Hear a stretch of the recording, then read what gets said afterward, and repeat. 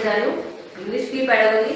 जो हमारे हमने हिंदी की पेडागोजी कंप्लीट की है, मैथ्स की भी हो गई है और आज हम डिस्कस करेंगे हमारी इंग्लिश की पेडागोजी के बारे में। ठीक है, तो जिसने भी अपनी सारी प्रिपरेशन कर ली है तो एक बार फिर से रिवीजन के लिए हम सारे जितने भी इंपॉर्टेंट क्वेश्चंस बनते हैं एक बार उन क्वेश्चन से गो थ्रू हो जाएंगे। और जैसे ही आपको पता है कि 31 को हमारा सीटेट का एग्जाम है, तो हम हमारे पेपर को सोल्व भी करवाएंगे यहाँ पे। स्टडी पोर्टल को इसे सब्सक्राइब कर लेना और रेडी रहना। जो खुद भी एग्जाम दे रहे हैं, किसी के फैमिली मेंबर से एग्जाम दे रहे हैं, तो आप एक बार स्टडी पोर्टल चैनल को सब्सक्राइब कर लेना और आप वहां से अपने पेपर का सोल्यूशन आप सेम डे पे वहां पे देख सकते हैं। हमारा सारा स्टाइल जो सीटेट का आपका मेन आपको सारा क्या रहेगा वहाँ पे उस दिन ऑनलाइन रहेगा, अवेलेबल रहेगा, लाइव रहेगा और आप वहां से अपने पेपर को क्या कर सकते हो, चेक कर सकते हो कि आपने कितनी क्वेश्चन ठीक किए हैं और आपने कहाँ आपको मिस्टेक्स की है। तो ठीक है, तो आज हम स्टार्ट करते हैं हमारी इंग्लिश की पेडागोजी के बारे में। देखिए फटाफट सारे इंपॉर्टेंट क्वेश्चंस को डिस्कस कर लेते हैं।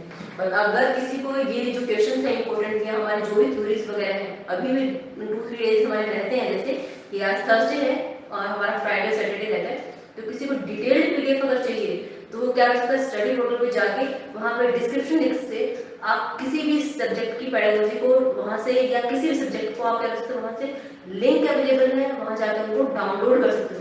हमारे सारे पीडीएफ वहां पे अवेलेबल है, आप डिस्क्रिप्शन बॉक्स में जाकर वहां से उनको क्या कर सकते हो, डाउनलोड कर सकते हैं। तो ठीक है, तो स्टार्ट करते हैं हम अपने आज के टॉपिक के साथ इंग्लिश की pedagogy.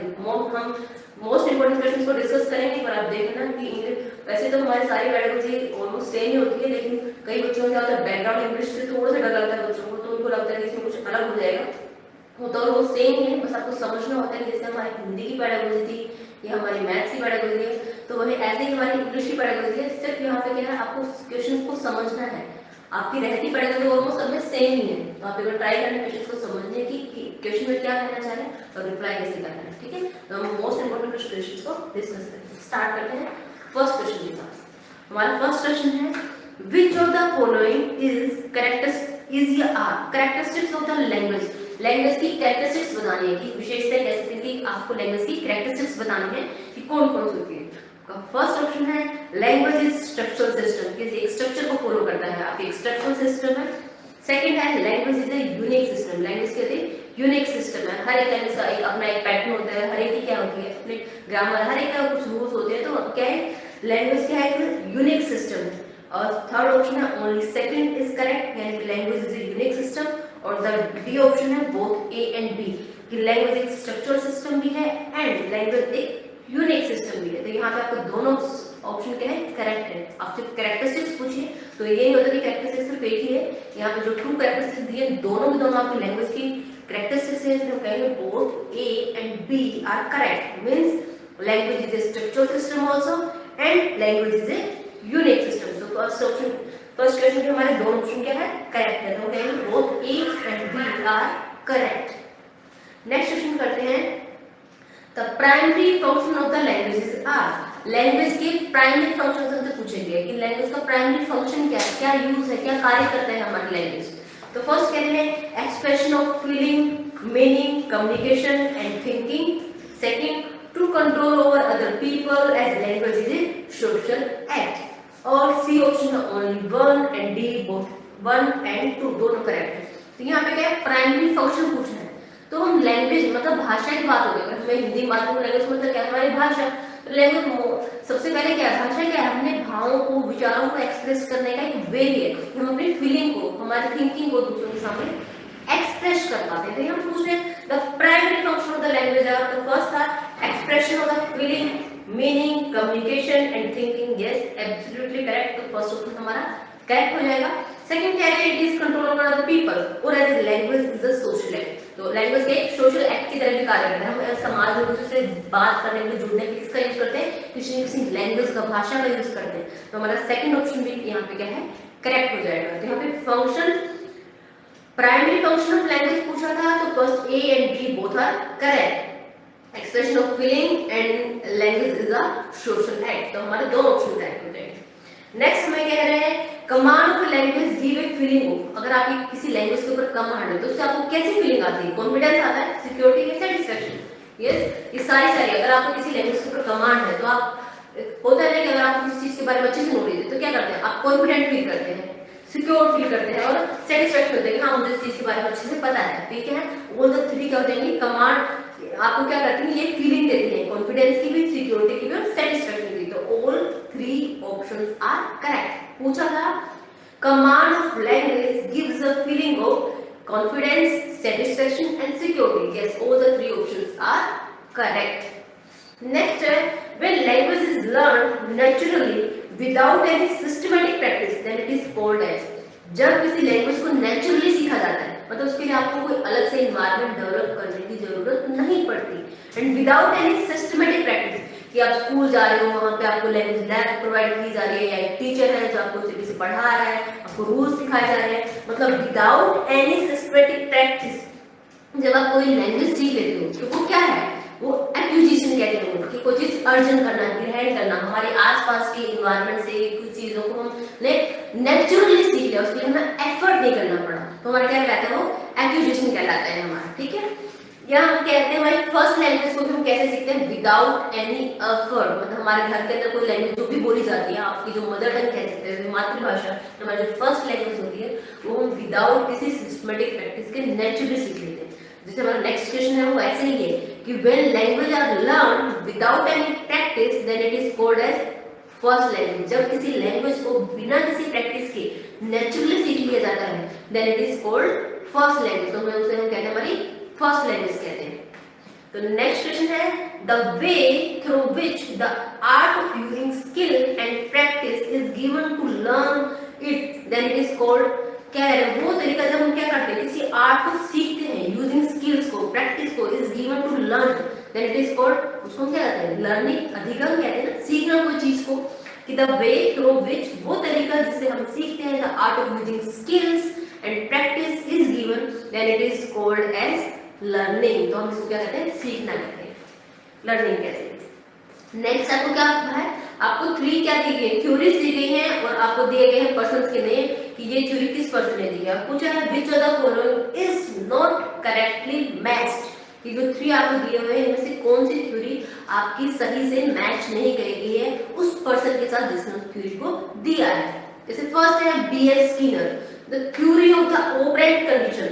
The theory of operant condition किसने दी है, आप प्रिपरेशन कर चुके होंगे तो कमेंट बॉक्स में जरा मुझे बताना कि the theory of operant condition किसके द्वारा दी गई। थ्योरी ऑफ ऑपरेंट कंडीशन वो दी गई हमारी B.F.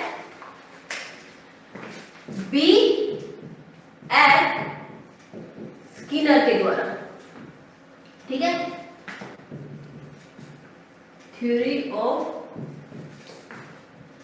ऑपरेंट कंडीशन, ठीक है, थ्योरी ऑफ ऑपरेंट कंडीशन किसे दी है हमारी B.F. स्किनर ने। तो इन्होंने फर्स्ट को मैच किया है थ्योरी ऑफ ऑपरेंट कंडीशन को B.F. स्किनर से, ये करेक्ट है, इन्होंने ही दी है। सेकंड है theory of classical conditioning, theory of classical conditioning, ये किसने दी है हमारी थ्योरी ऑफ क्लासिकल कंडीशनिंग किसने दी है। अगर प्रिपरेशन कर चुके हो, याद है, पता है तो बताओ, कमेंट करो, अदरवाइज मैं बता देती हूँ पावलोव।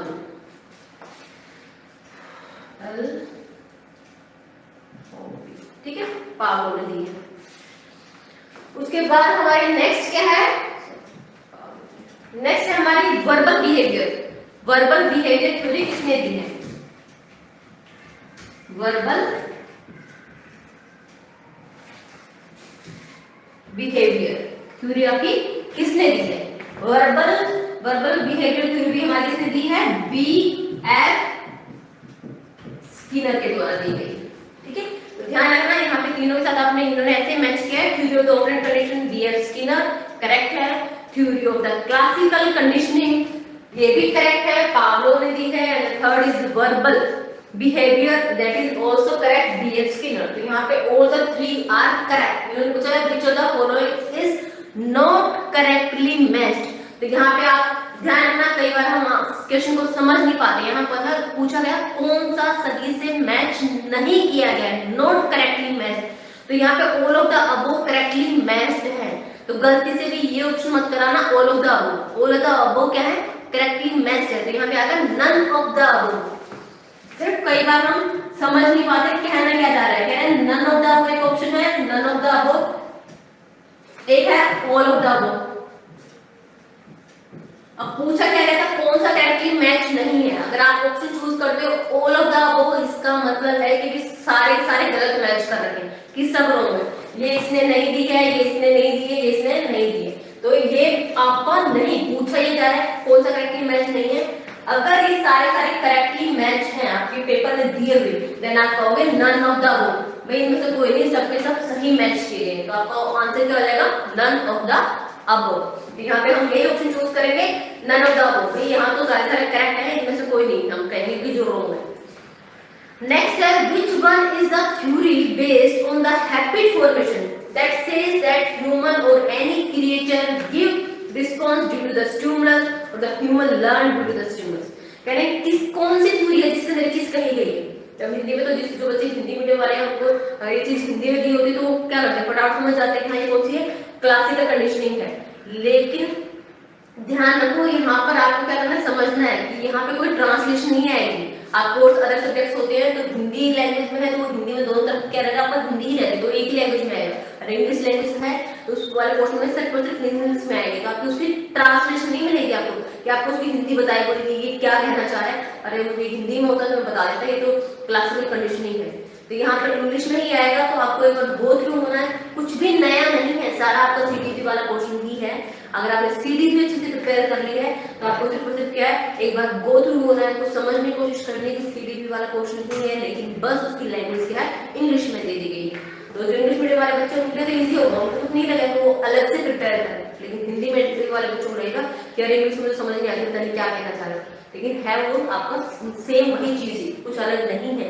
सिद्धांत है जिसने दिए वो सब चीजें सेम ही रहेगी। ठीक है, थोड़ा बहुत आपका लैंग्वेज के अकॉर्डिंग कुछ क्वेश्चंस आपके पुट हो जाते हैं कि अगर मैथ्स है तो मैथ्स से रिलेटेड कुछ क्वेश्चंस निकाल लेते हैं आपके उसके अंदर पेडागोजी वाले पोर्शन में, ऐसे इंग्लिश के अंदर निकाल लेते हैं। सिर्फ क्वेश्चन को समझना है आपको, नया नहीं है कुछ भी। यहाँ पे कहा था which theory based on the habit formation that says that human or the creature give response to the stimulus or the human learn due to the stimulus। तो यहाँ पे कौन सी थी condition, classical conditioning.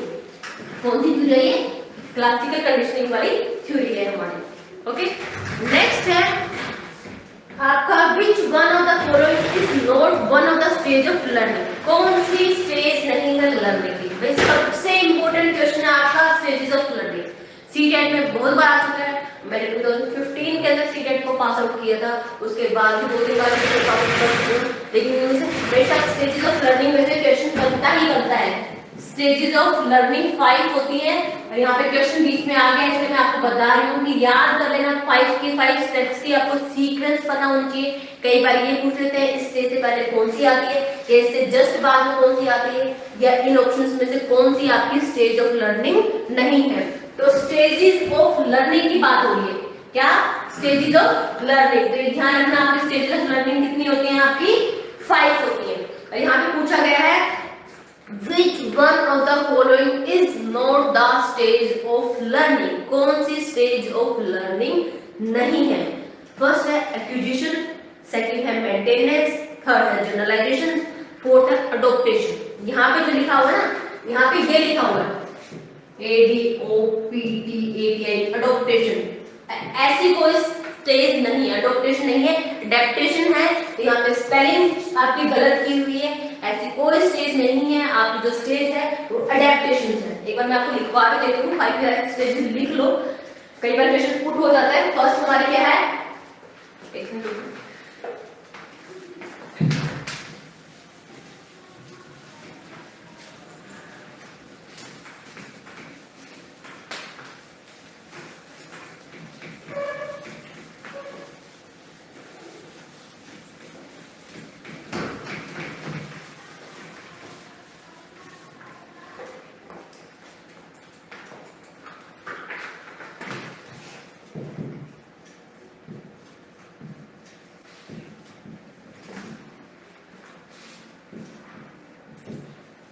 Stages of learning first thing होती कितनी है, 5 होती है।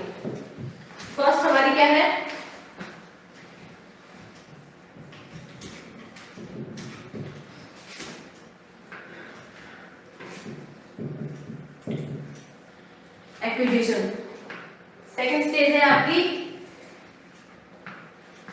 फ्लुएंसी, फ्लुएंसी कह सकते हो या प्रोफिशिएंसी कह सकते हो। प्रोफिशिएंसी, ठीक है। थर्ड स्टेज है आपकी मेंटेनेंस।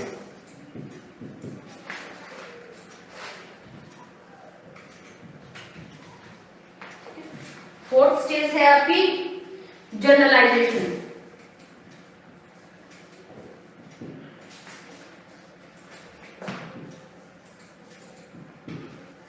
ठीक है। और लास्ट फिफ्थ स्टेज है आपकी एडेप्टेशन। वहां पे ऑप्शन में अडॉप्टेशन दिया होता है, यहाँ पे क्या आएगा, एडेप्टेशन आएगा।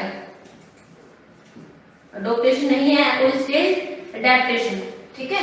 तो ये आपकी सीक्वेंस याद रखना। कई बार पूछ लेता है कि इससे पहले वाली जनरलाइजेशन से पहले कौन सा स्टेप आता है आपका, मेंटेनेंस। कई बार पूछ लेता है कि फ्लुएंसी के बाद कौन सा आता है आपका, मेंटेनेंस, या लास्ट कौन सी है, एडेप्टेशन। तो फर्स्ट हमारे क्या है, एक्विजिशन, सेकंड है प्रोफिशिएंसी लिखा सकता है, फ्लुएंसी लिखा सकता है या प्रोफिशिएंसी लिखा सकता है, थर्ड आपकी मेंटेनेंस, फोर्थ जनरलाइजेशन और फिफ्थ है आपका एडेप्टेशन। ठीक है। ध्यान रखना, इंग्लिश के अंदर मोस्ट इंपोर्टेंट क्वेश्चन है, इसमें से क्वेश्चन बनता ही बनता है। आप किसी पेपर उठा के देखना, इस स्टेज ऑफ लर्निंग पूछा जाता है। इसलिए मैंने इनको मेंशन कर दिया कि सीक्वेंस ध्यान रखना, इसी सीक्वेंस है, first, second, third, fourth and fifth.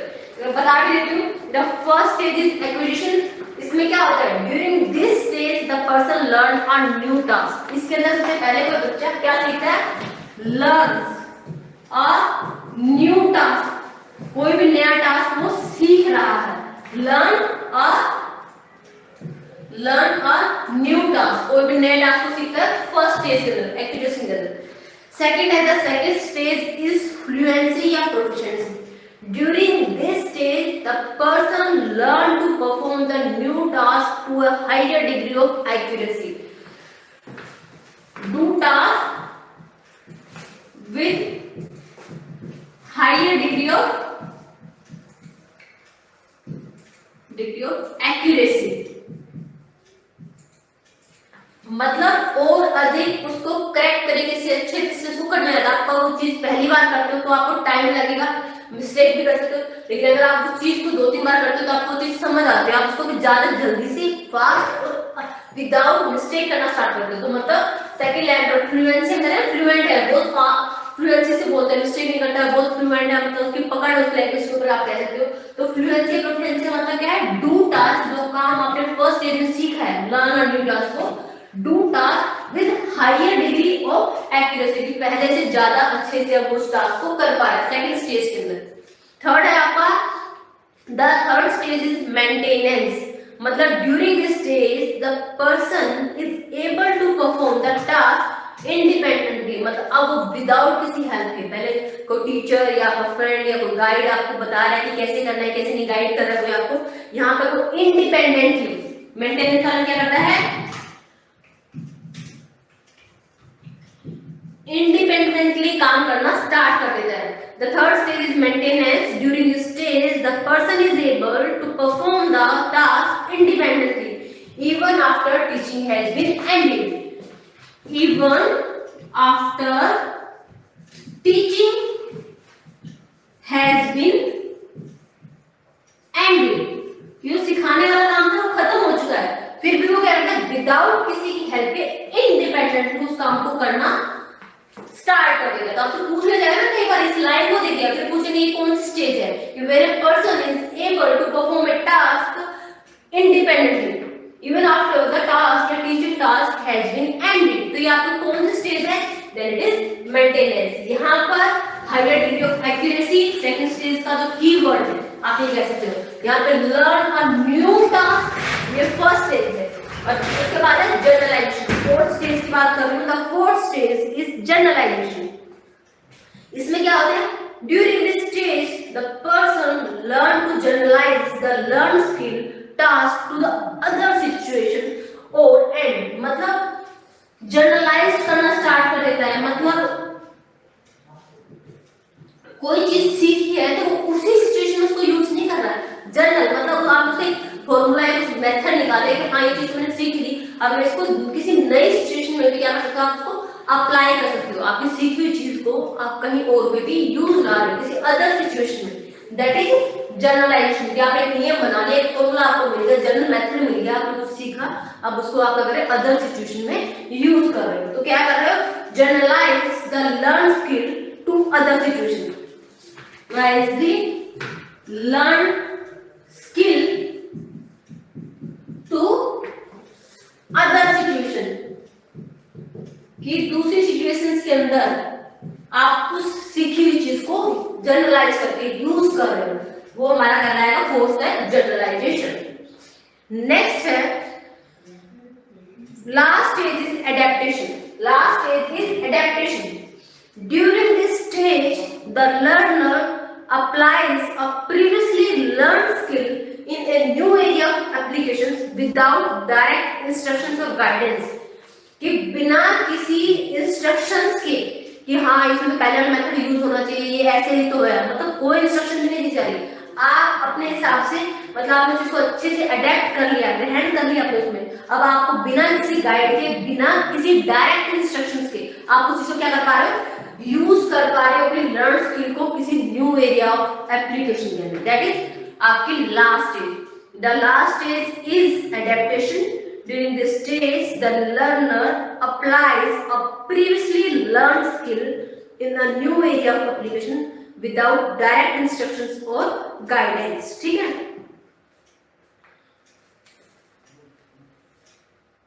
ठीक है? ओके, ये हमारी 5 स्टेजेस हैं। एक बार फिर से ध्यान देंगे ना, स्क्रीनशॉट लेना। फर्स्ट है एक्विजिशन, सेकंड है फ्लुएंसी या प्रोफिशिएंसी, थर्ड आपका मेंटेनेंस, फोर्थ आपका जनरलाइजेशन और फिफ्थ आपका एडेप्टेशन। जो हमारे पिक्चर ऑप्शन में एडॉप्टेशन दिया था, एडॉप्टेशन, तो ध्यान रखना एडॉप्टेशन कोई स्टेज नहीं है, एडेप्टेशन से। ठीक है? अब वापस हमारे क्वेश्चन पे आते हैं। नेक्स्ट क्वेश्चन क्या था, which one of the following is not one of the stage of learning. अब यहाँ पे 4 ऑप्शन आपको देती हूँ। फर्स्ट है एक्विजिशन, सेकंड है मेंटेनेंस, थर्ड है जनरलाइजेशन और फोर्थ है अडॉप्टेशन। तो अडॉप्टेशन नहीं है, एडेप्टेशन है, तो हमारा रॉन्ग हो जाएगा अडॉप्टेशन। ठीक है? नेक्स्ट क्वेश्चन है, the aim is that the child should learn to do the task both accurately and quickly. The statement fit to which of the following stage? अब देखो मैंने आपको ये सारी 5 स्टेज क्या है डिफाइन कर दी। अब यहाँ पे मुझे पूछा है कि ये जो डेफिनेशन है या ये जो वन लाइन से ही कौन सी स्टेज के बारे में कही गई है। कह रहे हैं the aim is that the child should learn to do the task both accurately and quickly, जल्दी से, एक्यूरेटली। क्विकली मतलब जल्दी से, एक्यूरेटली मतलब विदाउट एनी मिस्टेक्स, एक्यूरेसी के साथ। द स्टेटमेंट फिट होती है कौन सी, which of the following stage के अंदर। बताओ अभी मैंने कहां पे कहा था हायर डिग्री ऑफ एक्यूरेसी, कहां पर है higher degree of accuracy? Second stage में ना, फ्लुएंसी या फिर प्रोफिशिएंसी के अंदर। तो यहाँ पे क्या आ जाएगा हमारा फ्लुएंसी। 4 ऑप्शन देखिए, acquisition, maintenance, generalization and fluency. तो हमारा राइट आंसर क्या हो जाएगा फ्लुएंसी। चाहे ये वर्ड लिखा मिले प्रोफिशिएंसी या ये वर्ड लिखा मिले फ्लुएंसी, आपका हायर डिग्री ऑफ एक्यूरेसी या स्पीड, क्विकली की बात हुई तो क्या कहेंगे फ्लुएंसी या प्रोफिशिएंसी। ठीक है? नेक्स्ट है which of the following is या आर प्रोडक्टिव स्किल्स। देखो हिंदी वाली साइकोलॉजी जब मैंने करवाई थी तब मैंने आपको क्या कहा था, अभिव्यक्तात्मक स्किल्स होती हैं हमारी कौशल, और हमारी क्या होते हैं ग्रहणात्मक कौशल होते हैं, कि किसी से हम अभिव्यक्त करते हैं। अभिव्यक्त का मतलब हम अपनी भावनाओं को किसी के सामने एक्सप्रेस करते हैं। तो कैसे करते हैं, जैसे मैं बोल रही हूँ हम बोल के करते हैं कि मुझे ऐसा लग रहा है, मुझे ये ठीक नहीं लगा, ऐसे करना चाहिए था। अभिव्यक्त करते हैं हम अपनी फीलिंग्स को, अपनी भावनाओं को। तो या तो हम बोल के अभिव्यक्त करते हैं या फिर हम लिख के अभिव्यक्त करते हैं, कि आप इससे बात नहीं करो, आपने उसको लिख के मैसेज कर दिया, लेटर लिख दिया, कुछ भी, या लिख के अपने भाव विचारों को अभिव्यक्त करते हैं। तो यहाँ पे पूछा कौन सा क्या है, प्रोडक्टिव स्किल्स के बारे में बताना। Which of the following is या are productive skill. Productive skill कौन सी है? Then speaking and writing. ध्यान रखना प्रोडक्टिव के साथ एक वर्ड लेना, ये है प्रोडक्टिव, प्रोडक्टिव स्किल। तो प्रोडक्टिव स्किल की अगर बात हो रही है तो प्रोडक्टिव स्किल कौन सी है हमारी, उसको हम हिंदी में अगर बात करो अगर आप कनेक्ट कर पाओ तो अभिव्यक्तात्मक, कि आप अभिव्यक्त कर रहे हो, एक्सप्रेस कर रहे हो। तो आप कैसे एक्सप्रेस करते हो, या तो आप बोलकर या फिर लिखकर। तो आपके प्रोडक्टिव स्किल हो जाएंगे स्पीकिंग और राइटिंग। तो एक ऑप्शन मैंने दिया है स्पीकिंग, एक में दिया है राइटिंग और थर्ड ऑप्शन में दिया है बोथ 1 and 2 और डी में दिया है नन ऑफ द अबव। तो प्रोडक्टिव स्किल की बात हो रही है तो दोनों के दोनों प्रोडक्टिव स्किल है। तो well both 1 and 2 are the productive skill. Okay, एक चीज और बता दूं तुम्हें, ये रुको,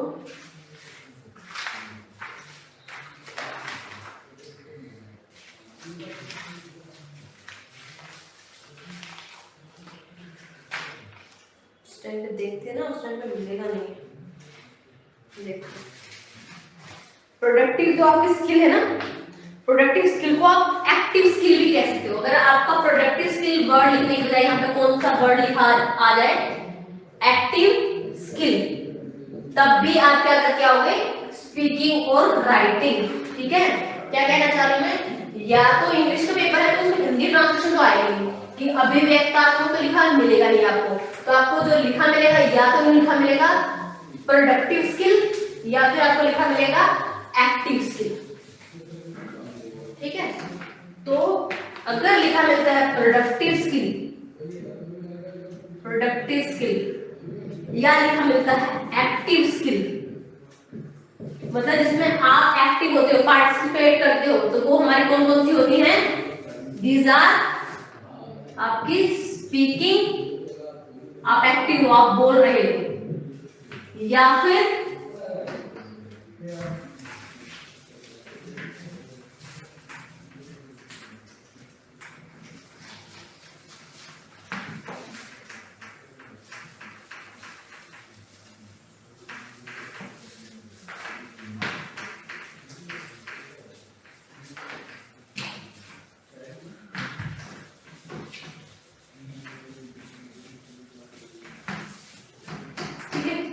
तो आपकी प्रोडक्टिव स्किल या एक्टिव स्किल में कौन सा आएगा, स्पीकिंग एंड आपका राइटिंग। क्या आप जिसमें एक्टिव हो, आप पार्टिसिपेट कर रहे हो, आप बोल रहे हो या लिख क्या बता रहे हो, तो प्रोडक्टिव स्किल होगी या फिर एक्टिव स्किल कहलाएगी। सेकंड आपकी होती है कौन सी स्किल,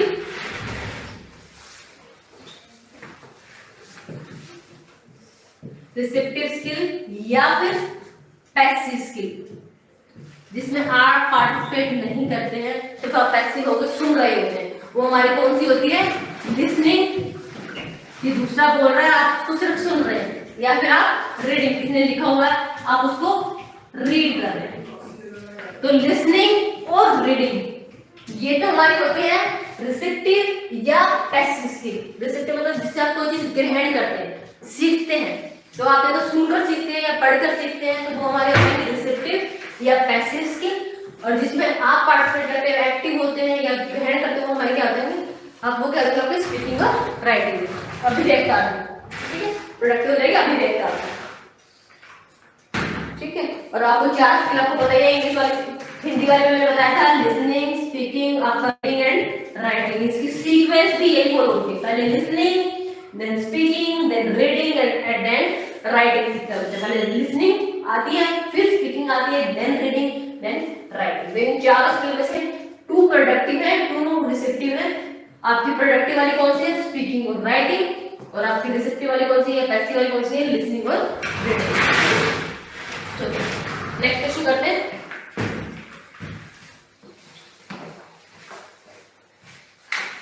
नेक्स्ट क्वेश्चन कह रहा है हमसे,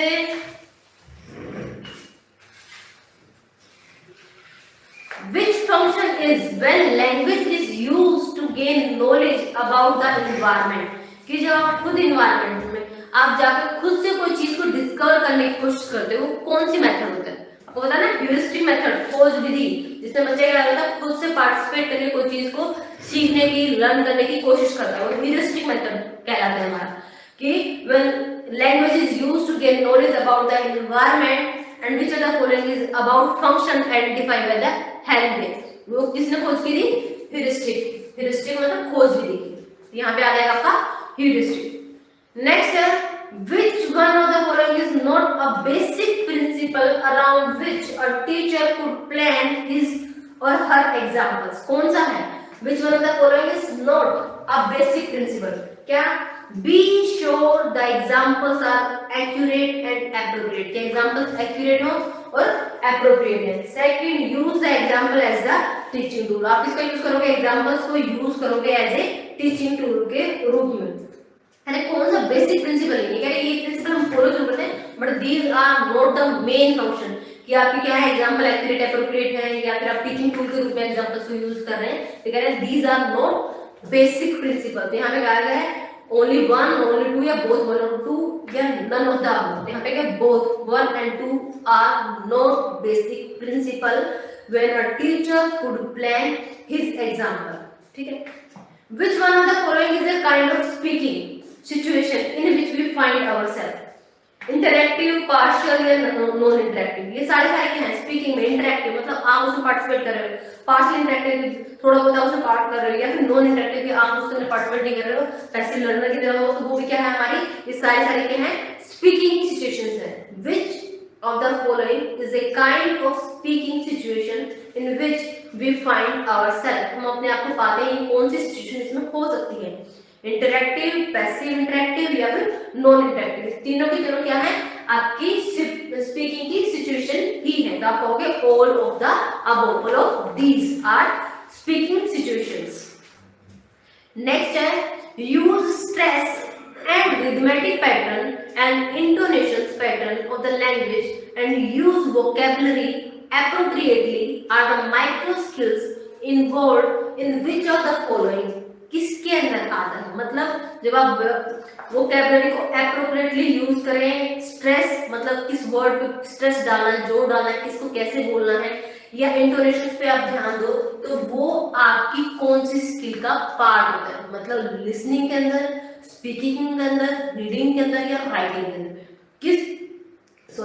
किस में ध्यान दिया जाता है कि यूज स्ट्रेस, बल देना, रिदमेट कि रिदम के साथ उस वर्ड को कैसे बोलना, रिदमेटिक पैटर्न या वोकैबुलरी को एप्रोप्रिएटली यूज करना, ये सब के सब किसके पार्ट है, स्पीकिंग के पार्ट। ध्यान रखना चार उसका दिए हुए speaking, reading, writing and listening, तो ये कि use stress, rhythmic, intonation pattern, vocabulary use, ये सब के सब है पार्ट ऑफ स्पीकिंग स्किल। ठीक है, ध्यान रखना। नेक्स्ट क्वेश्चन है the teaching aid such as charts, maps, pictures and drawing should be used by teacher as they prepare student mentally, motivate for the further preparation।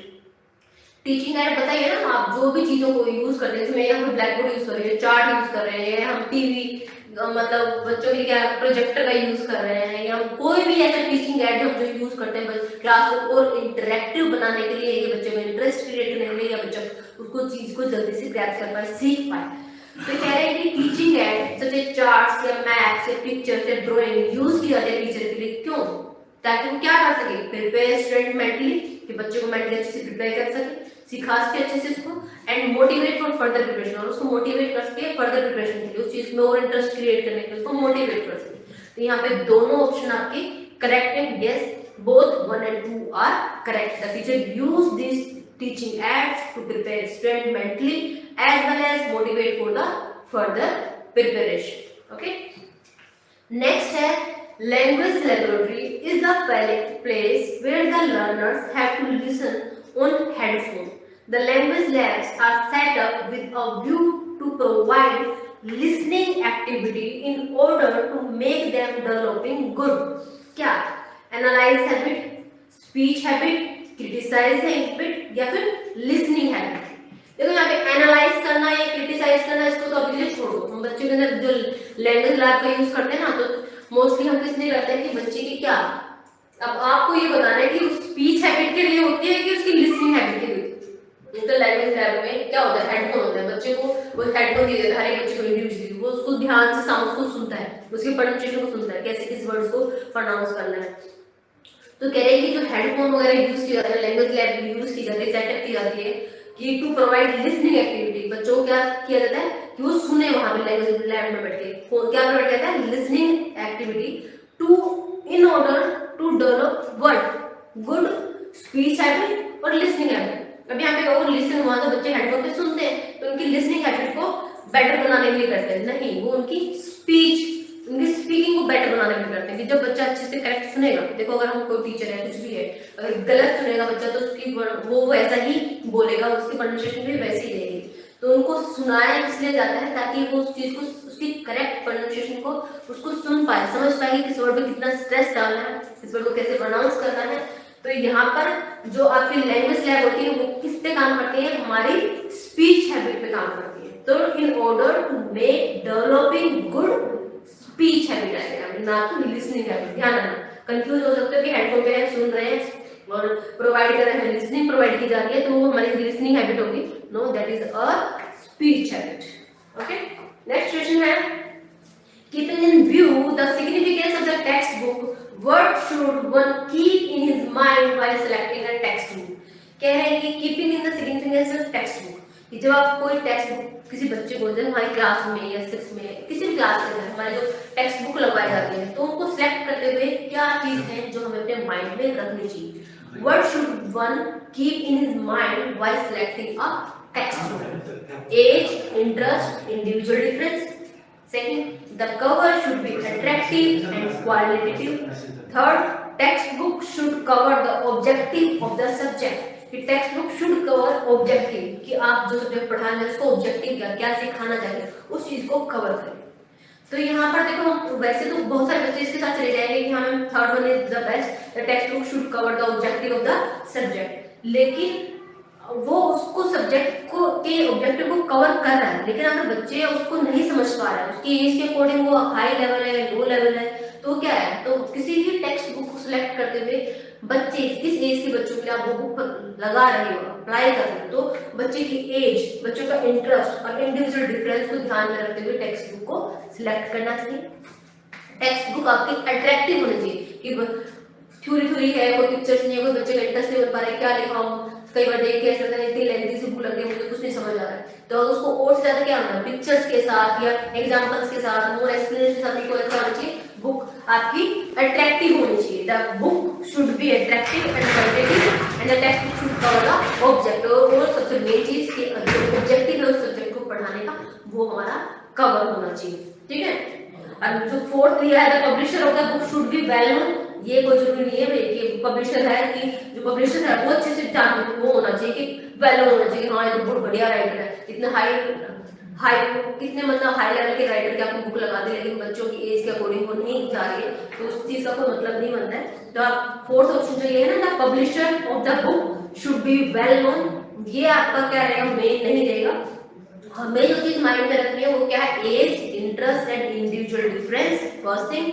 Cover should be attractive and qualitative, second thing, and the textbook should cover the objective of the subject, the third thing. So all of the three, first, second and three are the main objectives should be keep in mind while selecting a textbook. Okay, यहाँ पे first three हमारे correct हैं।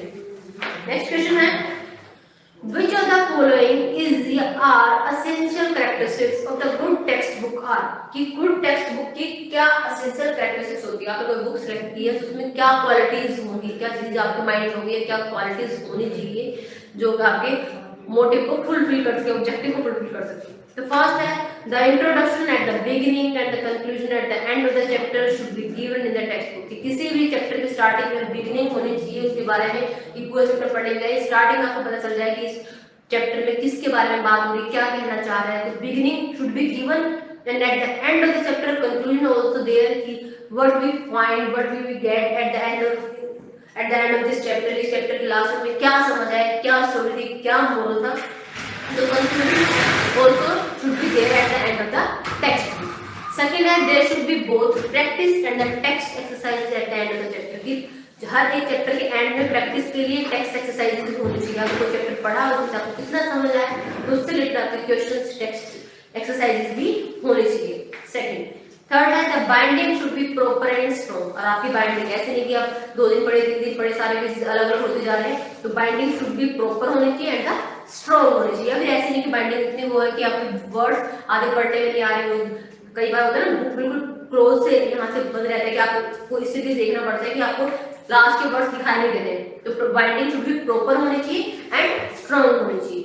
The last one is no difficult words and new words are given in the good text book, कि मतलब ऐसा नहीं कि इतने सारे डिफिकल्ट वर्ड्स दे दिए कि जो बच्चों को समझ नहीं आएगा, अच्छी बुक है तो इसमें इतने ऐसे वर्ड्स हैं कि बच्चे सीख नहीं देंगे। तो ऐसा नहीं होना चाहिए कि बहुत सारे डिफिकल्ट वर्ड्स बच्चों की गुड टेक्स्ट बुक के अंदर गिवन होने चाहिए। तो यहाँ पे क्या, all of the above are the correct, ऐसे वर्ड्स भी होने चाहिए जिनसे बच्चा फैमिलियर हो, ऐसा लगे उसको कुछ भी समझ ही नहीं आता।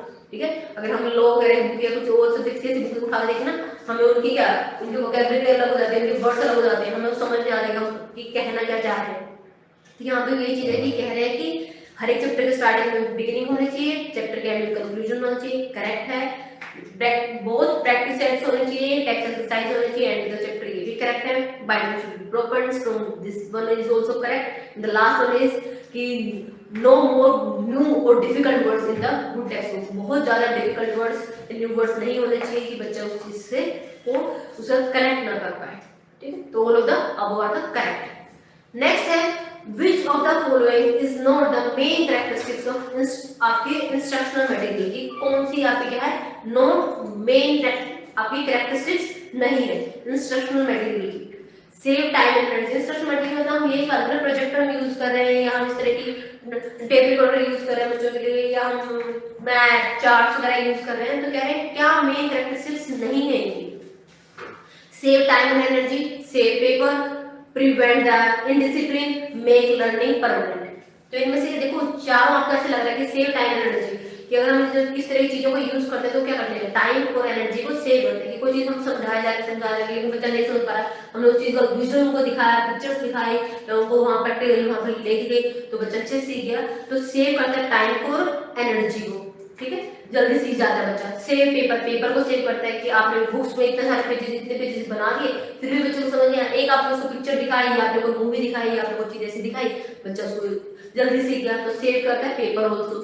प्रिवेंट इनडिसिप्लिन, और बच्चा अगर आप ऐसी अट्रैक्टिव एक्टिविटीज के थ्रू बच्चों को कुछ करवाते हैं तो बच्चा क्या है, क्लास में इनडिसिप्लिन भी कम होता है, कि बच्चा क्या रहता है, डिसिप्लिन में रहता है क्लास के अंदर, उसका ध्यान स्टडी में रहता है, वो नहीं सोचता कि नहीं मुझे तो समझ नहीं आ रहा रहने दो, फिर क्या करता है, कुछ भी करने लगता है, क्लास को डिस्टर्ब करता है। तो प्रिवेंट करता है इनडिसिप्लिन को।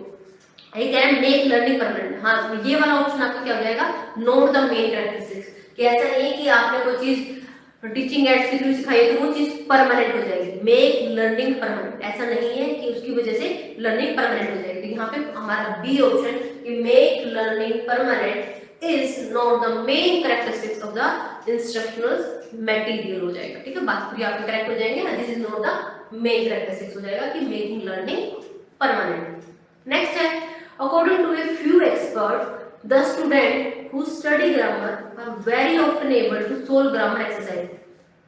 कह रहे according to the few expert, वे कुछ एक्सपर्ट के अकॉर्डिंग ऐसा कहा जाता है कि जो स्टूडेंट स्टडी करते हैं ग्रामर की are very often able to solve grammar exercise, कि वो ग्रामर को तो की एक्सरसाइज को तो इजीली सोल्व कर देते हैं, बट उनको डिफिकल्टी आती है कहाँ पे। According to the few expert, जो स्टूडेंट लर्न करते हैं ग्रामर को, वे are often able to solve the grammar exercise but do not write correct speech, but they often do spelling mistake or and write good speech, or but they are unable to teach grammar, कि वो solve तो कर देते हैं लेकिन grammar को पढ़ा नहीं सकते। तो यहाँ पे क्या आएगा, do not write correct speech, कि वो उनकी ग्रामर, कई बार कई बच्चों को होता है मेरी ग्रामर तो स्ट्रॉन्ग है लेकिन मैं ऐसे कुछ ऐसे वगैरह या किसी टॉपिक के ऊपर मैं ऐसे लिख नहीं सकता, तो but they do not right correct speech, लेकिन वो अच्छे से स्पीच को लिख नहीं पाते, मतलब ग्रामेटिकली स्ट्रॉन्ग है लेकिन उसको क्या बोल नहीं पाते हैं, लिख नहीं पाते, डू नॉट करेक्ट स्पीच, लेकिन अच्छे से वो स्पीच नहीं दे पाते हैं, उसको ग्रामर को यूज करके आप क्या करते हैं, बोल नहीं पाते। Do not right correct speech, writing में और स्पीकिंग में उनका इतना नहीं रहता है, लेकिन वैसे उसको सोल्व यूजली कर देते हैं। नेक्स्ट है match the following, grammar teaching method और कैरेक्टरिस्टिक्स। आपको 3 मेथड दिए गए, डिडक्टिव मेथड, इंडक्टिव मेथड और इंसिडेंटल मेथड क्या है। अब एक सबसे इंपॉर्टेंट है हमारे इंग्लिश के अंदर, हमारे हिंदी में भी आते हैं, हिंदी में तो आपको पता ही हमने बोला था आगमन निगमन विधि हमारी, यहाँ पे उसको इंग्लिश में बोल दिया इंडक्टिव और डिडक्टिव मेथड। अब मुझे ये बता दो जिसने भी पढ़ा है भाई इंडक्टिव मेथड क्या है और डिडक्टिव मेथड क्या है। हिंदी के अकॉर्डिंग आपको पता ही है, आगमन निगमन में उदाहरण पहले फिर उसके नियम, निगमन विधि में पहले नियम बता दिए जाएंगे बच्चों को कि ये फॉर्मूला है, उसके बाद उस पर बेस्ड बच्चों को एग्जाम्पल करवाया जाता है, वो क्या होती है निगमन विधि। इंग्लिश के अंदर इनको ही क्या बोल देते हैं, डिडक्टिव मेथड,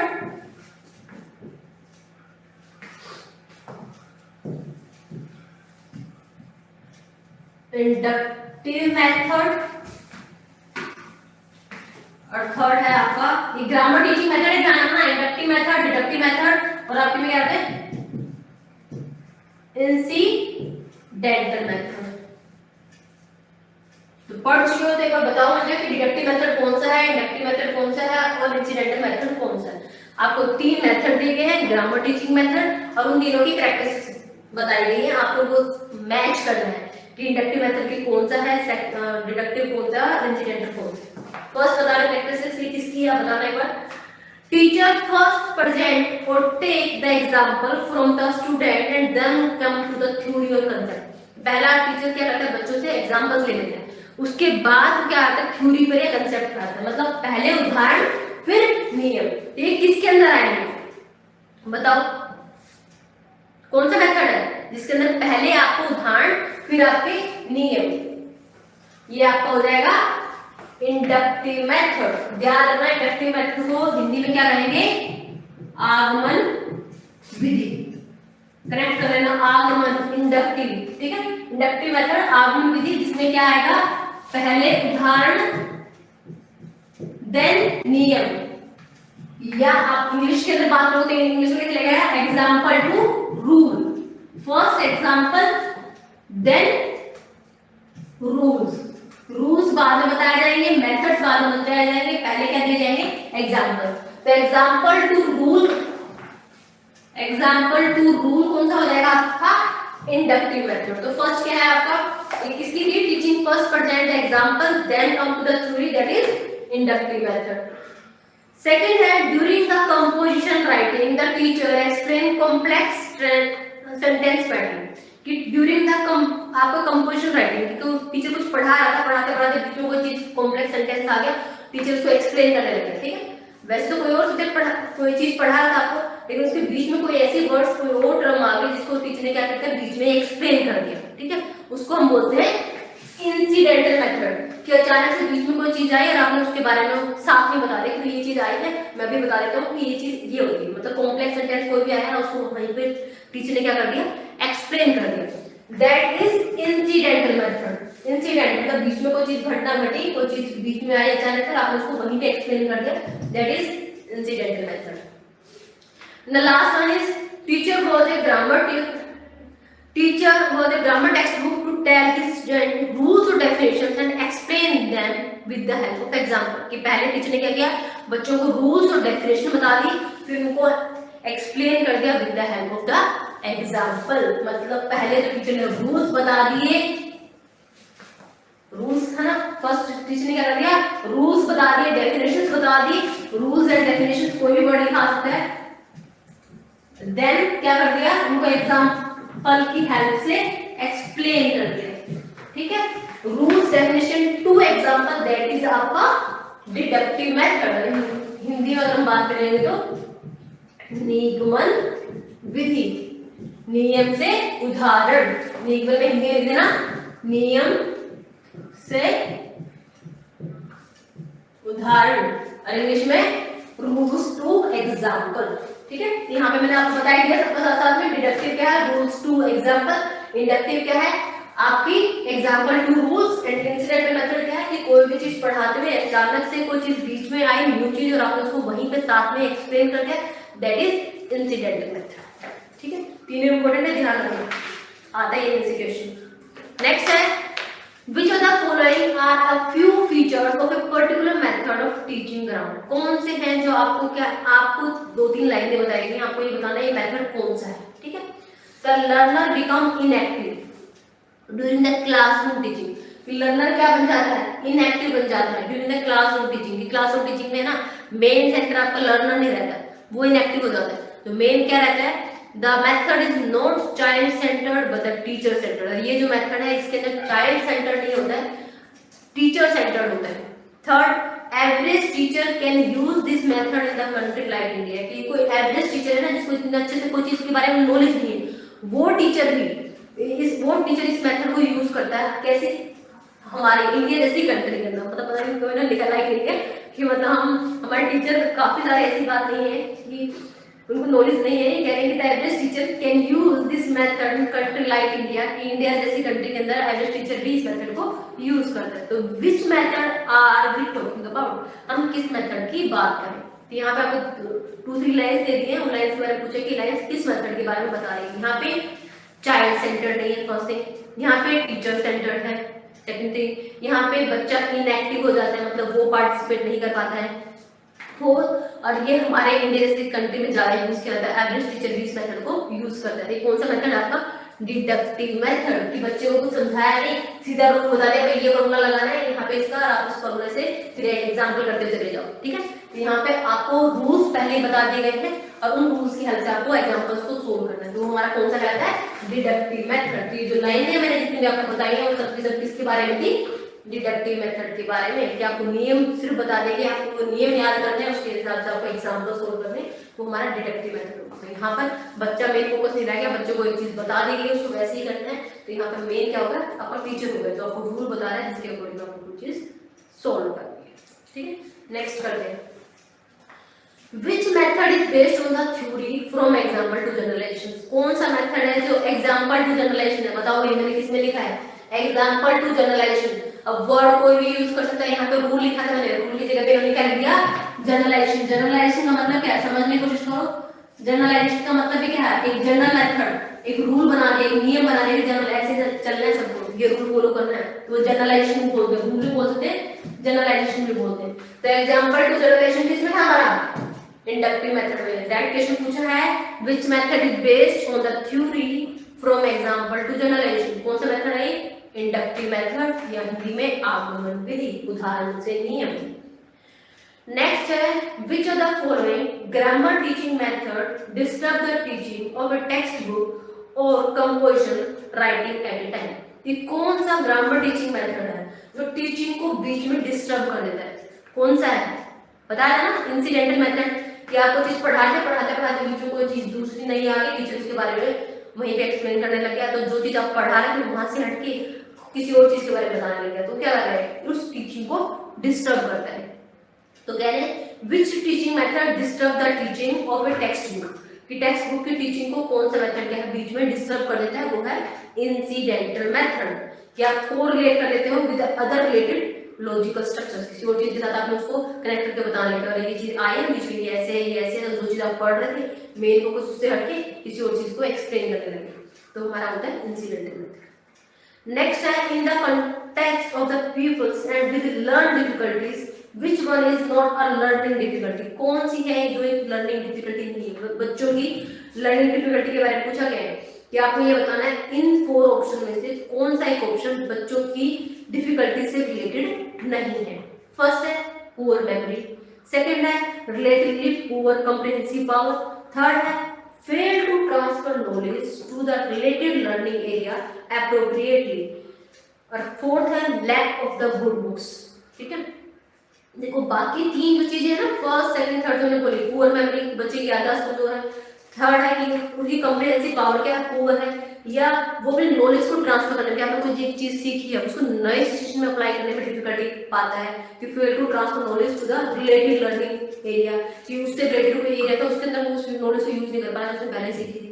तो ये तीनों तो बच्चे की डिफिकल्टी से रिलेटेड है, लेकिन उसके पास लैक ऑफ गुड बुक्स, अच्छी बुक का ना होना, ये बच्चे से रिलेटेड नहीं है। उसके पास कोई चीज नहीं है ना, तो उसके लिए उसके अंदर कोई डिफिकल्टी थोड़ी है, उसके अंदर कोई समस्या थोड़ी है, किसी वजह से उसकी मतलब पारिवारिक स्थिति ऐसी है कुछ भी है, उसके पास अच्छी बुक नहीं है, तो उसके लिए वो बच्चा उसके मतलब फिजिकल हेल्थ के लिए रिस्पॉन्सिबल नहीं है। तो यहाँ पर फर्स्ट 3 क्या हो जाएंगे, लर्निंग डिफिकल्टी हो जाएगी बच्चे की, और फोर्थ हमारा क्या हो जाएगा लैक ऑफ गुड बुक, ये हमारा क्या हो जाएगा ओड वन हो जाएगा, is not a learning difficulty of a student. किसी भी स्टूडेंट की एक लर्निंग डिफिकल्टी नहीं मानी जाएगी अगर उसके पास अच्छी बुक नहीं है। ठीक है, The aim of the remedial teaching program is to provide क्या है, देखो कई बार फुल फॉर्म आ जाती है, यहाँ फुल फॉर्म दिया है RTP। RTP की फुल फॉर्म क्या होता है, remedial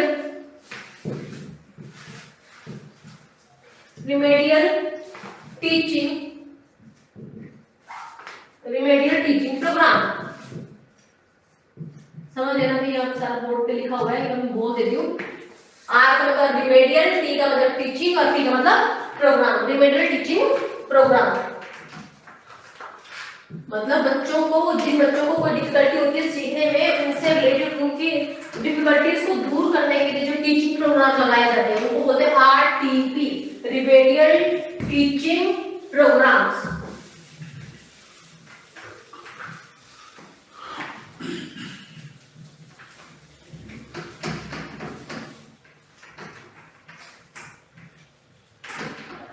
RTP, RTP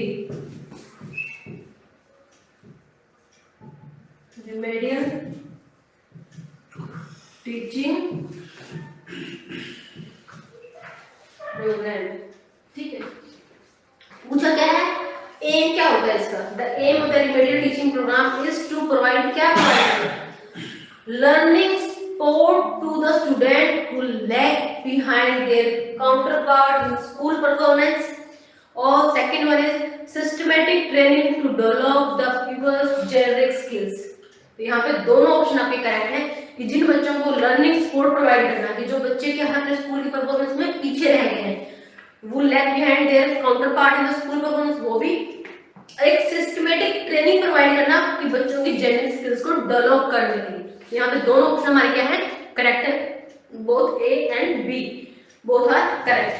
The aim of the elementary teaching is to support or to develop the generic skills and to support the who lag behind the school performance। दोनों हमारे पास हैं correct है, first और second दोनों।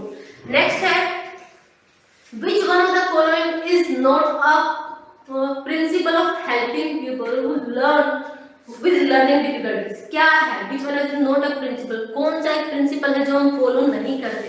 किसके लिए? जिन बच्चों को डिफिकल्टी होती है सीखने में, with learning difficulty। Which one of the following is not a principle of helping people with learning difficulty? Teaching preparation, क्या बच्चे से प्रिपेयर, इस बच्चे को कैसे सिखाया जाता है? Teaching preparation, devise various learning activities, design meaningful learning situations, और टीचर प्रोवाइड आपका होम ट्यूशन। तो आप बताओ, सीधा पता चल रहा है कि ये चीज तो कहीं में भी किसी प्रिंसिपल में नहीं आती कि बच्चे क्या करें, टीचर घर घर जाके बच्चों को होम ट्यूशन दे। ठीक है, वैसे भी स्कूल के अंदर तो ये चीज होती है कि कोई भी टीचर क्या है बच्चों को होम ट्यूशन नहीं देगा। क्यों? फिर क्या है, स्कूल में टीचर बच्चों को पढ़ाता नहीं रहता, नहीं मैं घर आके पढ़ाऊंगा, क्यों? क्या होता है, वो एक एक्स्ट्रा इनकम वाली बात हो जाती है। तो यहाँ पे जो हमारा फोर्थ ऑप्शन है कि टीचर प्रोवाइड होम ट्यूशन, ये हमारा not a principle of helping with learning difficulties students के साथ है कि उनको घर जाके होम ट्यूशन देना, ये हमारा बेसिक प्रिंसिपल नहीं हुआ, तो हमारा ये रॉन्ग हो जाएगा। बाकी सब है, टीचिंग प्रिपरेशन करना, लर्निंग एक्टिविटी प्रोवाइड करना, मीनिंगफुल लर्निंग सिचुएशन प्रोवाइड करना, ये सब करेक्ट है। लास्ट वन होम ट्यूशन देना, ये हमारा रॉन्ग हो जाएगा। नेक्स्ट है, which one of the following should be kept in mind while formulating homework policies? क्या चीज हमें अपने माइंड में रखनी चाहिए जब हम क्या करते हैं, फॉर्मुलेट करते हैं होमवर्क पॉलिसीज को, कि इनइफेक्टिव और mechanical drill should be used. कि इनइफेक्टिव सीधे से वर्ड पहले कैसे चल रहा है, इफेक्टिव होता है जो प्रभावशाली ना हो। भाई अगर हम होमवर्क बच्चों के लिए डिजाइन कर रहे हैं तो हमारे माइंड में क्या होना चाहिए, तो प्रभावशाली ना हो, तो फर्स्ट तो पढ़ते ही गलत है। इनइफेक्टिव और mechanical drill should be used, गलत, wrong. Next, content of the homework should not be of great variety. जो कंटेंट ऑफ होमवर्क है ना, वो अलग अलग तरह का नहीं होना चाहिए, नॉट ग्रेट वैरायटी, मतलब ऐसे ही बस नॉर्मल सब कुछ भी हो और आपको अलग अलग तरह की चीजें, बच्चे ने क्या क्या सीखा, हर चीज पार्ट को इंक्लूड करना, कि हमने ऑब्जेक्टिव क्वेश्चन पूछे, सब्जेक्टिव भी पूछे, और जहाँ बच्चे अपने नॉलेज को एक्सप्रेस कर पाए उस तरह क्वेश्चन कर रहे हैं, उसकी पर्टिकुलर नॉलेज को जानने के लिए ऑब्जेक्टिव पार्ट्स भी डाल रहे हैं।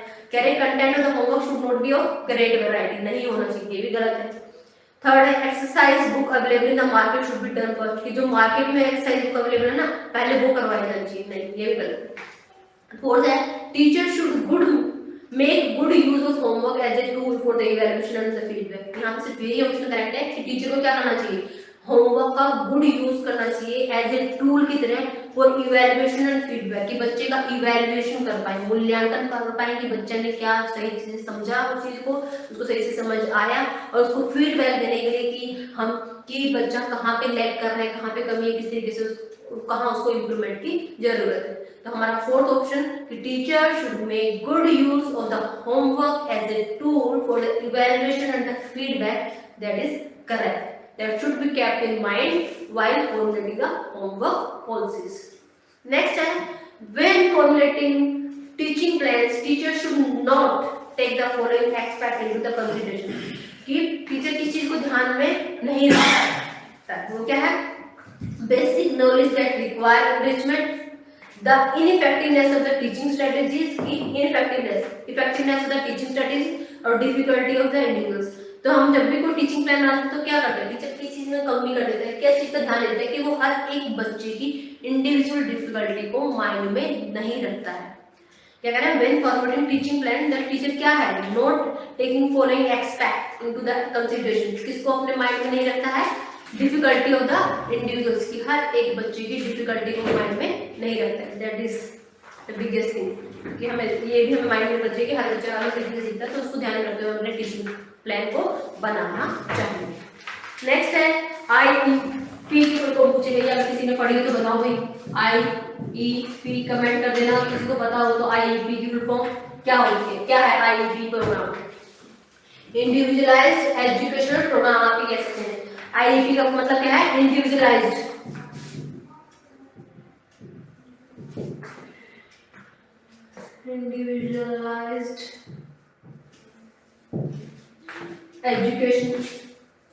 एजुकेशन प्रोग्राम, ठीक है। आएगा तो इंडिविजुअलाइज्ड मतलब अलग अलग इंडिविजुअल बच्चे पे ध्यान रखते हुए, जहाँ पे जिन बच्चों को लर्निंग डिफिकल्टीज है ना उनको बच्चों को ध्यान रखते हुए इस तरह के ये प्रोग्राम्स क्या किए जाते हैं, डिजाइन किए जाते हैं। आई मतलब इंडिविजुअलाइज्ड, ई का मतलब एजुकेशन, पी का मतलब program, individualized education program IEP की फुल फॉर्म है, ठीक है, इंडिविजुअलाइज्ड एजुकेशन प्रोग्राम। जैसे हम बोलते हैं ना बीएड होती है, एक तो सिंपल बीएड करते हैं, कहते हैं बीएड स्पेशल एजुकेशन, कि जो स्पेशल नीडेड बच्चे होते हैं उनके लिए जो बीएड होती है कि जहाँ पे बच्चों को हियरिंग या विजुअल या डिफिकल्टीज होती है उनके लिए जो टीचर्स को अलग से ट्रेनिंग दी जाती है, वो क्या करते हैं, वो स्पेशल एजुकेशन प्रोग्राम्स होते हैं हमारे। तो यहाँ पे कहा है जो स्पेशल एजुकेशन विशेष शिक्षा की जो आवश्यकता होती है उसको हम बोलते हैं individualized education program. Next, when designing the rewards offered, remedial teachers should take note of the following, कि टीचर को जब रिमेडियल टीचर्स हैं वो किस चीज का ध्यान रखना चाहिए। ठीक है, जब भी आप क्या कर, रिमेडियल का मतलब है कि जो टीचर किसी बच्चे की डिफिकल्टी पे काम कर रहा है, रिमेडियल मतलब उसको उपचार जहाँ पर उसको डिफिकल्टी उसको रिमूव करने में जो काम कर रहा है उसको किस चीज को अपने माइंड में रखना चाहिए, set clear and specific target, उसको क्लियर और स्पेसिफिक टारगेट रखना चाहिए, अपने माइंड में रखना चाहिए, सेट क्लियर और स्पेसिफिक टारगेट। कह रहे सेट वेरी हाई ऑब्जेक्टिव, बहुत ही हाई ऑब्जेक्टिव है जो that is even if unachievable, चाहे उसको अचीव करना पॉसिबल ना हो फिर भी हमें क्या करना चाहिए, ऑब्जेक्टिव बहुत हाई सेट करना चाहिए। क्या ये सही है? मगर हम कह रहे हैं हमें तो ये बनना है, हम उसके अकॉर्डिंग वैसा कुछ कर नहीं रहे, जो चीज अचीव करना पॉसिबल नहीं है आपने ऐसा कोई टारगेट सेट कर दिया बच्चे के लिए, तो that is not the correct thing ना। यहाँ पे कह रहे हैं रिमेडियल टीचर को सेट करना चाहिए very high objective even if it is unachievable, wrong है। Reviewing and revising the reward scheme once in 5 or 6, कि रिव्यू करना चाहिए, रिवाइज करना चाहिए जो भी रिवार्ड स्कीम्स हैं उनको 5 से 7 में एक बार, no that is also wrong. Discuss with parents, parents के साथ डिस्कस करना चाहिए, नहीं। यहाँ पे क्या है कि टीचर रिमेडियल टीचर को पता है कि बच्चे को कहाँ पे डिफिकल्टी है, तो उसको क्या करना चाहिए, सेट करना चाहिए क्लियर और स्पेसिफिक टारगेट, कि मुझे बच्चे की किस चीज पे कहाँ पे काम करना है, कैसे उसको सेट करना, तो सेट करना क्लियर और स्पेसिफिक टारगेट आएगा हमारे यहाँ पे। Remedial teachers should observe the following when dealing with the behavioral problem of the people. Remedial teacher को क्या करना चाहिए, when डील कर रहा हो behavioral problem है बच्चों के साथ, should pay attention to their misbehavior, कि अगर किसी बच्चे के बिहेवियर के साथ प्रॉब्लम है, किसी को तो फिजिकल कोई प्रॉब्लम है, देखने में सुनने में किसी को प्रॉब्लम है, अलग चीज है, किसी को बिहेवियर मतलब फिजिकली या आप कह सकते हो कि वैसे कोई दिक्कत नहीं है उसको, लेकिन उसका बिहेवियर ऐसा है कि लड़ना या काम बात ना मानना, जिद्दी होना, कुछ नहीं तरीके से उसका बिहेवियर ऐसा है, उस केस में रिमेडियल टीचर को किस बात पे ध्यान रखना चाहिए, should always pay attention to their misbehaviour, तो उनके मिसबिहेवियर पर ध्यान देना चाहिए, कोशिश करनी चाहिए कि कहाँ पे बच्चा किस वजह से ये ऐसा बिहेवियर कर रहा है, उसकी कारण को उसके रीजन को जानने की कोशिश करनी चाहिए। यहाँ पे सीधा आंसर हो जाएगा should pay attention to their misbehaviour, ठीक। बाकी सारे ऑप्शंस करेक्ट नहीं है इसलिए मैं उनको डिस्कस नहीं कर रही हूँ। नेक्स्ट है The most common assessment method are listed for the teachers reference, कि कौन से असेसमेंट मेथड यूज करते हैं, पता ही है हमारे स्कूल स्कूल्स में अभी भी होते हैं एफए और एसए फॉर्मेटिव असेसमेंट, और हमारा क्या है समेटिव असेसमेंट्स। तो हमारे जो through out at the end of the year होता है वो हमारा समेटिव असेसमेंट होता है, और जो हमारा विद इन ईयर मतलब ईयर के बीच होता ही रहता है 3 मंथ्स के बाद 6 मंथ के बाद हमारे जो एग्जाम्स होते हैं एफए बोलते हैं उनको फॉर्मेटिव असेसमेंट। तो the 2 most common assessment methods are listed are formative assessment and summative. किसी ऑप्शन में एक फॉर्मेटिव दे देगा एक दूसरा दे देगा, जैसे यहाँ पे दिया एक में समेटिव दे दिया एक में क्यूमुलेटिव दे दिया, एक में क्यूमुलेटिव दे दिया एक में फॉर्मेटिव दे दिया, एक में फॉर्मेटिव दे दिया और इवैल्यूएशन दे दी। लेकिन हमारे 2 असेसमेंट मेथड पूछा जाएगा तो एक एफए होता है एक एसए, एक formative assessment, the second one is summative assessment. ये ऑप्शन करेक्ट हो जाएगा, इसमें दोनों एक साथ दिया। नेक्स्ट है teacher must keep in contact with the parents to help them understand the children and to provide appropriate guidance to develop the people's क्या कह रहे हैं टीचर को है ना बच्चों के पेरेंट्स से कांटेक्ट में रहना चाहिए ताकि वो क्या कर सके टू हेल्प देम अंडरस्टैंड कि ताकि वो उनके बच्चों उनके पेरेंट्स को समझा पाए कि उनके बच्चे को कहाँ पे प्रॉपर गाइडेंस की जरूरत है ताकि क्या कर सके क्या डेवलप कर सके बच्चे में उनकी किस पोटेंशियल्स को डेवलप किया जाए कि जो उनकी क्षमता है। कह रहे बच्चे ये तो कुछ भी कर सकते हैं लेकिन हम उसको वो इन्वायरमेंट प्रोवाइड नहीं कर रहे, उस तरह की चीजें उस तरह की प्रॉपर ट्रेनिंग या अलग से कोई चीज जहाँ पे उसका इंटरेस्ट है उसमें नहीं भेज रहे हैं। तो क्या कह रहे हैं कि टीचर को मस्ट कीप इन कॉन्टेक्ट, तो कॉन्टेक्ट में रहना चाहिए पेरेंट्स के टू हेल्प देम अंडरस्टैंड ताकि वो समझ पाए, टू प्रोवाइड एप्रोप्रिएट गाइडेंस ताकि वो प्रॉपर गाइडेंस दे पाए, टू डेवलप करने के लिए क्या द पीपल्स पोटेंशियल। पोटेंशियल का मतलब होता है क्षमता, क्या पोटेंशियल, पोटेंशियल का मतलब होता है हमारी क्षमता। यहाँ पे हमारा ब्लैंक्स का यहाँ पे आ जाएगा पोटेंशियल। एक ऑप्शन दिया है इंटेलिजेंस, एक दिया है मेमोरी। तो यहाँ पे जो हमारा बेस्ट आंसर होगा वो होगा to develop the pupils potentials. ठीक है। नेक्स्ट है remedial teacher should lays with the to seek for the professional support with a view of helping people solve their problem। Remedial teacher को should क्या करना चाहिए, रिलेटेड प्रोफेशनल्स का remedial teacher को should क्या करना चाहिए, किसके साथ कनेक्शन में रहना चाहिए ताकि वो क्या कर सके प्रोफेशनल सपोर्ट दे पाए, किसको to help students solve their problems, कि बच्चों को उनकी समस्याओं को हल करने में हेल्प करने के लिए टीचर को रिमेडियल टीचर को किसकी हेल्प लेनी चाहिए। ठीक है, वो लेनी चाहिए रिलेटेड प्रोफेशनल्स की, कि अब जिस भी फील्ड में बच्चे को प्रॉब्लम है उस फील्ड से रिलेटेड प्रोफेशनल के साथ टीचर को क्या करना चाहिए कांटेक्ट करना चाहिए ताकि बच्चे की प्रॉब्लम को सॉल्व किया जाए। एक तो है स्ट्रिक्ट ट्यूटर कि एक बहुत ही स्ट्रिक्ट ट्यूटर है उसकी हेल्प ले, एक मैथ एक्सपर्ट की हेल्प ले। अगर बच्चों को मैथ में डिफिकल्टी नहीं है तो मैथ एक्सपर्ट क्या करेगा, तो ये थोड़े है कि मैथ एक्सपर्ट की हेल्प ले, कह रहे हैं रिलेटेड बुक राइटर कि जो बुक राइटर बच्चों को पढ़ने में दिक्कत आ रही है तो उस बुक के राइटर की हेल्प ले। नो, यहाँ पे क्या आएगा रिलेटेड प्रोफेशनल, कि आप उस फील्ड जहां पे बच्चों को दिक्कत है उससे रिलेटेड प्रोफेशनल्स की आप हेल्प ले बच्चे की प्रॉब्लम को सॉल्व करने के। ठीक है, चलो नेक्स्ट है behavioural schools of the psychology has been established by. जो बिहेवियरल स्कूल है ऑफ साइकोलॉजी वो किसने एस्टैब्लिश किया था, आपने पढ़ी चुके होंगे, आपको पता होगा पावलोव आपका बीएफ स्कूल, याद ना, पावलोव एंड बीएफ स्किनर ने बिहेवियरल स्कूल ऑफ साइकोलॉजी को एस्टैब्लिश किया। ठीक है, नाम याद है ना, एक स्कूल है बिहेवियरल स्कूल ऑफ साइकोलॉजी, किसके द्वारा डेवलप किया गया था, पावलोव और बीएफ स्किनर के द्वारा। ठीक है, बोथ ए एंड बी दोनों आ जाएंगे इसमें। 4 राइटर के नाम है पावलोव, बीएफ स्किनर, पियाजे और ब्लूम वाला। तो यहाँ पे सिर्फ कौन सा करेक्ट है, फर्स्ट और सेकंड आपका पावलोव और बीएफ स्किनर, तो लोगों ए और बी दोनों ने एस्टैब्लिश किया। उसके बाद कहते हैं cognitivism is the doctrine that can be invoked in scientific investigation even be made the object of the study itself। ये कोग्निटिव मतलब संज्ञानात्मक, हिंदी में संज्ञानात्मक मतलब ज्ञान से संबंधित, कोग्निटिव मतलब होता है ज्ञान से संबंधित, हमारे नॉलेज से संबंधित। तो कोग्निटिव एक डॉक्टरेट है, हम कहते हैं डॉक्टरेट कर रहे हैं, तो इसमें डॉक्टरेट कर रही है। ठीक है, तो कोग्निटिव क्या है, डॉक्टरेट है that the mind can be invoked, कि माइंड दिमाग से संबंधित है, माइंड संबंधित, mind can be invoked in scientific investigation में even be made the object of the study itself। तो यहाँ पे एक ब्रेन दिया है, एक माइंड दिया है, एक हेड दिया है, तो आपको इसमें कौन सा आएगा, माइंड आएगा। ठीक, दिमाग माइंड होगा। नेक्स्ट है साइकोलॉजिस्ट जिन पियाजे emphasizes the importance of 3 things which of the following is not one of them। कि जो साइकोलॉजिस्ट है, ठीक है, हमारा मनोवैज्ञानिक जिन प्याजे, बहुत फेमस नाम है, हमारी सीडीपी में बार बार आते ही रहते हैं। तो हमारे जो साइकोलॉजिस्ट हैं जिन प्याजे, वो एम्फेसाइज करते हैं इंपॉर्टेंस ऑफ थ्री थिंग, तीन चीजों के ऊपर वो एम्फेसाइज करते हैं। यहाँ पे चार दिए हुए हैं, आप कह रहे हैं इनमें से which one of the following is not one of them, उनमें से एक नहीं है। यहाँ पे क्या है, मीनिंग, नो लिखा आ सकता है या फिर knowledge, and the third thing is understanding.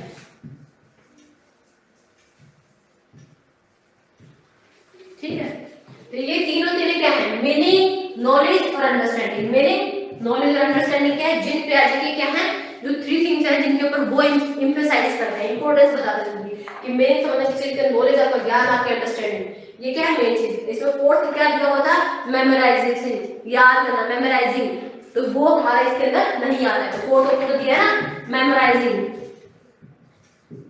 ये हमारा रॉन्ग हो जाएगा। उसने जो तीन चीज बताई है वो है मीनिंग, नॉलेज और अंडरस्टैंडिंग।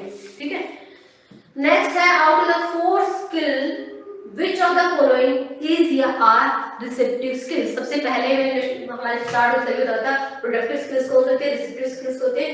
रिसेप्टिव कौन होता है, जिससे हम ग्रहण करते हैं, कुछ सीखते हैं। तो रिसेप्टिव स्किल्स कौन से होते हैं, ग्रहणात्मक, आपकी रिसीव करते हैं, जिससे हमें इंफॉर्मेशन मिलती है। रिसेप्टिव का मतलब कैसे कर, रिसीव करना, रिसीव का मतलब ग्रहण करना, कौन सी होती है, रिसीव करते हैं, जिससे हम इंफॉर्मेशन को रिसीव करते हैं, इंफॉर्मेशन को, वो हमारी कौन सी होती है, हमारी वो हो जाएंगे हमारी, या तो हम सुनकर या फिर हम पढ़कर वो चीज को रिसीव करते हैं, कि हमने सुना है, हमने कहीं पढ़ा है, तो हमने वो चीज को, नॉलेज को रिसीव किया, गेन किया। तो यहाँ पे आएगा listening and receive. Receptive skill क्या आएगा, लिसनिंग एंड आपका रीडिंग। ठीक है, पहले मेरी बात क्यों याद रखना, रिसेप्टिव में लिसनिंग और रीडिंग आएगा, और प्रोडक्टिव के अंदर राइटिंग और स्पीकिंग आएगा। ठीक है, नेक्स्ट है, positive interference is a kind of native interference. किस सकारात्मक शिफ्ट जो हम करते हैं ना, पॉजिटिव इंटरफेरेंस, तो किस तरह की इंटरफेरेंस कहलाती है, target language, pictorial language, foreign language या नेटिव लैंग्वेज। तो हमारी नेटिव लैंग्वेज, हमारी जो मातृभाषा कह सकते हैं नेटिव लैंग्वेज है, वो क्या कहलाता है, positive interference is a kind of native interference या नेटिव लैंग्वेज इंटरफेरेंस। ओके, चलो ये हमारे कुछ क्वेश्चन हो गए। तो ब्रेक लेते हैं, उसके बाद कर देते हैं, 10 क्वेश्चन हो रहते हैं, जो डिस्कस करते हैं नेक्स्ट वीडियो में। Okay, thank you.